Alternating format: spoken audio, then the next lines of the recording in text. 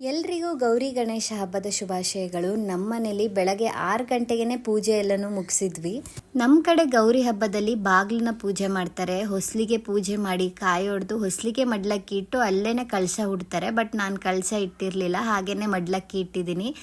ಬೆಳಗ್ಗೆ 6 ಗಂಟೆ ಅಷ್ಟರಲ್ಲಿ ಕಾಯಿ ಹೊಡಿಬೇಕು ಅಂತ ಇತ್ತು. ಸೊ ಹಾಗಾಗಿ ಅಷ್ಟರಲ್ಲಿ ಎಲ್ಲನೂ ಮುಗಿಸಿದ್ವಿ. ಹಬ್ಬ ಅಂತ ಅಂದಮೇಲೆ ಹಬ್ಬದ ಅಡುಗೆ ಮಾಡಲೇಬೇಕಲ್ವಾ. ವಡೆ, ಕಾಯಿ ಒಬ್ಬಟ್ಟು, ಕಿಚಡಿ, ಸಾಂಬಾರ್, ಕೋಸಂಬರಿ ಎಲ್ಲನೂ ಸಹ ಮಾಡಿದ್ದೆ. ಅದೇನೋ ಗೊತ್ತಿಲ್ಲ, ನನಗೆ ಒಬ್ಬಟ್ಟು ಮಾಡೋಕ್ಕೆ ಬರಲ್ಲ. ಹೂರಣ ಎಲ್ಲ ಮಾಡ್ಕೊಳ್ತೀನಿ, ಆದರೆ ಮೈದಾ ಹಿಟ್ಟು ಒಳಗೆ ಸ್ಟಫಿಂಗ್ ಮಾಡಿ ಮತ್ತೆ ಅರಿತಾರಲ್ಲ, ಅದು ಬರ್ತಾನೆ ಇರಲಿಲ್ಲ.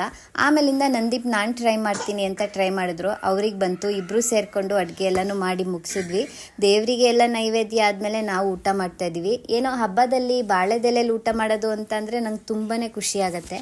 ಈವ್ನಿಂಗ್ ನಮ್ಮನೆ ಹತ್ರನೇ ಇರೋ ಟೆಂಪಲ್ಲಿಗೆ ಹೋಗಿದ್ವಿ. ಅಲ್ಲಿ ಗೌರಿನ ಕೂರಿಸಿದ್ರು, ತುಂಬಾ ಚೆನ್ನಾಗಿ ಕಾಣಿಸ್ತಾ ಇತ್ತು. ಇನ್ನೇನು ಈ ವ್ಲಾಗ್ನ ನಾನು